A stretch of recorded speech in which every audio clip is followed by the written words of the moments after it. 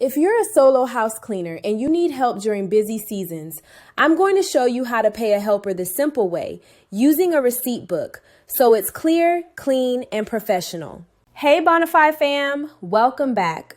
If you're booked out, exhausted, and thinking, I need help, but I don't want payroll headaches, this video is for you. Because payday is where a lot of small cleaning businesses accidentally create confusion, mistrust, or even legal problems. Not because they're shady, but because the records aren't clear. Today I'm breaking down what an independent contractor is in plain English, how to pay them simply without fancy software, how to use a receipt book system that protects both of you. Quick note, I'm not a lawyer and I'm not a tax professional. I'm sharing what I've learned from running my own cleaning business and working with independent contractors. Rules vary by location and change over time, so always double check with a qualified professional in your area. Let's make this super simple. I'm going to use a real lifestyle example, and we'll call our contractor Anna Rose. As an independent contractor, Anna Rose works with my business, not for my business. We can be in the same house at the same time, cleaning side by side. That's not the issue. The issue is the relationship. Is she running her own business, or am I treating her like my employee? Here's what makes Anna Rose an independent contractor. She is her own business. She doesn't wear my uniform. We agree on the result. This house needs to be fully cleaned by 2 p.m. She controls how she does her portion. We split tasks like two businesses collaborating. She can use her own products, order of tasks, and techniques. She can have other clients and work with other cleaning businesses. She can say no to a job. We agree ahead of time how she's paid, per job, per project, or hourly. For our example today, Anna prefers $18 per hour when we work together and pay per job when doing the jobs on her own. Now here's where people mess up without even realizing it. If I start doing things like telling her every step of how to clean, controlling her schedule like you must work these exact hours every weekday, requiring a uniform with my logo, making mandatory staff meetings, saying she can only work for me, then she starts looking like an employee, even if I call her a contractor. And why does that matter? Because employees come with a whole different setup, payroll taxes, withholding, workers' comp, and more. So now that you understand the difference, let's talk about the simple money system. The good news is, with independent contractors, you're not running payroll like you would with employees. Here's the simple version. You pay per job or per hour, whatever you both agree to. You collect a W-9 at the beginning of the working relationship. And at tax time, you may need to issue a 1099 NEC if required. That's it. No complicated pay stubs, no payroll software required unless you want it. Even though it's simpler, don't treat it casually. Protect yourself and protect your contractor with an independent contractor agreement. That agreement should cover what work they'll be doing, how they'll be paid, how either of you can end the agreement, confidentiality, and not taking clients behind your back. That prevents guessing, awkward conversations, and misunderstandings later. I'll link resources in the description. How you can get like a checklist and an agreement template to review for reference. Now let's get into the practical part, the receipt book system. Here's what you need: a general purpose receipt book, a pen, a calculator, your phone is fine. This system is simple, but it's powerful because it gives you a clean record that protects both of you. Let's walk through week number 1 with Anna Rose. Step 1, write the week number 1. Step 2, write the date range, Monday the 3rd to Friday the 7th. Step 3, month and year, February 2025. Step 4, contractor name and address, Anna Rose plus full address. Now the week. Monday, we got 2 jobs to complete. First job, Katie's apartment, 3 hours at $18 per hour equals $54. Second job, Jax's condo, 3.5 hours. Here's the quick way to calculate that half hour. $18 divided by 60 minutes equals $0.30 per minute. 30 minutes times $0.30 equals $9. So 3 hours is $54 plus $9 equals $63. Tuesday, 1 job. Rainy's house, 5 hours times $18 equals $90. Wednesday, we got 2 jobs. Mr. Williams' house, 5 hours equals $90. Rob's apartment, 3 hours equals $54. Wednesday total, $144. Thursday, 1 big job. Mrs. Vicky's house, 8 hours times $18 equals $144. Friday, 1 job. Jackie's condo, 3.5 hours equals $63. Now we total the week. Monday, 117. Tuesday, 90. Wednesday, 144. Thursday, 144. Friday, 63. Grand total for week number 1 is $558. Now this part is crucial and a lot of people skip it. Every time you pay your contractor, have them sign the receipt. Always, give them a copy of the signed receipt with their payment.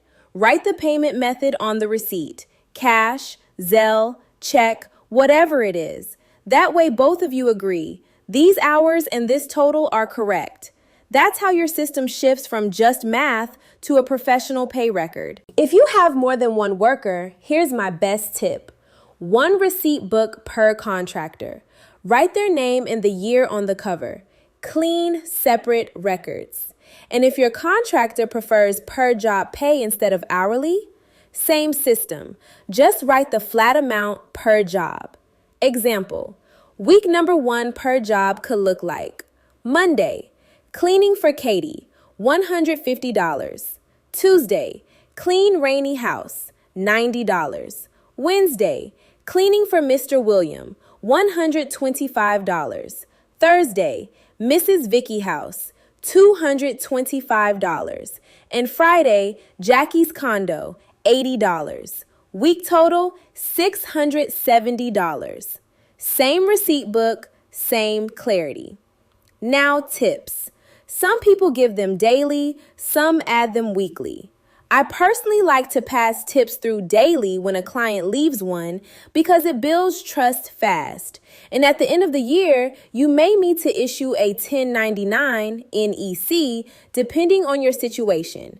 Again, check with the pro in your area. Before we wrap up, I just want to remind you, this doesn't have to feel overwhelming. You don't need fancy software or a big office to run a real business. With a simple receipt book, clear agreements, and a little bit of consistency, you can pay your workers fairly, stay organized, and protect the business you're working so hard to build. Now I want to hear from you. Have you ever hired help before? Or are you about to hire your first contractor? If you'd like to go deeper into everything I shared in this video, I wrote a full blog post that walks you through all the examples and numbers step by step. You can read it at your own pace, pause, highlight, take notes, whatever works best for you. Just click the link in the description below to access the full blog and start building your own simple system today. All right, Bonafide fam. This space is all about learning and growing together. At the end of my videos and blogs, I always love to wrap things up with a quick Q&A section because sometimes seeing the answers laid out makes everything click even more. My goal is to help you understand clearly, relate it to your business, and take confident action as you build and grow your service business. If something in this topic sparked a question, drop it in the comments. I do read them. And who knows, your question might be the exact one someone else needed too.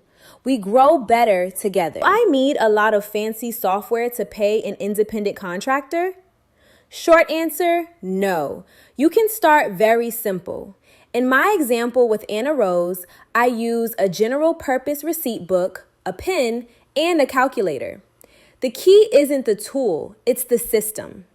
Write the jobs in hours, do the math, total the week, have your workers sign, give them a copy. That alone makes you way more organized than most small cleaning businesses. 2. What's the difference between an independent contractor and an employee? An independent contractor works with your business, not for your business, controls how they do their work, can bring their own supplies and tools, can say yes or no to jobs, can work for other clients and other cleaning businesses. An employee is someone you set a regular schedule for, control step by step how, when, and sometimes even what to wear. Typically provide tools, supplies for. Might require to only work for you. The more you control their schedule and how they do the work, the more they look like an employee, even if you're calling them a contractor. 3. Can I call someone an independent contractor but treat them like an employee? No, that's exactly what you want to avoid. If you tell them exactly how to clean every step, force a strict schedule, require a uniform with your logo, don't let them work for anyone else, then you're treating them like an employee, even if you write contractor on paper. That's where legal and tax problems can show up, so be very careful to match the title with the reality. 4. How much should I pay my independent contractor? That depends on your area and market, your prices, the level of work and experience. In my example, I used $18 per hour for Anna Rose because it's easy math for teaching. Personally, as a best practice, I never pay below my state's minimum wage, even for independent contractors. You want your rate to be fair, sustainable for your business, attractive enough for good workers to stay. 5. Is it better to pay hourly or per job? Both can work. You can choose hourly pay if you want to link everything to time worked, per job, flat fee if your worker prefers a set amount per house. You can even mix some jobs hourly, some jobs flat fee. The important thing is decide before the job. Write it clearly in your agreement. Track it clearly in your receipt book. 6. How often should I pay my independent contractors? There's flexibility here. Some options. Every Friday, like I did, based on that week's receipt. Every Saturday, after you review the whole week. Every 2 weeks, if that works better for your cash flow. Choose a rhythm that you can stick to consistently, your worker understands and agrees to, then write that in your independent contractor agreement so expectations are clear. 7. Why do I need a receipt book if I'm just paying cash? Because cash without records is where confusion and problems start. A general purpose receipt book helps you show exactly how you calculated their pay, track each day and each job, have the workers sign when they are paid, give them a copy for their own records. This protects both of you and makes you look more professional. 8. What's the purpose of Form W-9 and Form 1099 NEC? Form W-9.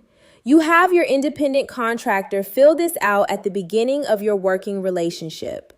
It gives you their legal name, address, taxpayer identification number, Form 1099 NEC.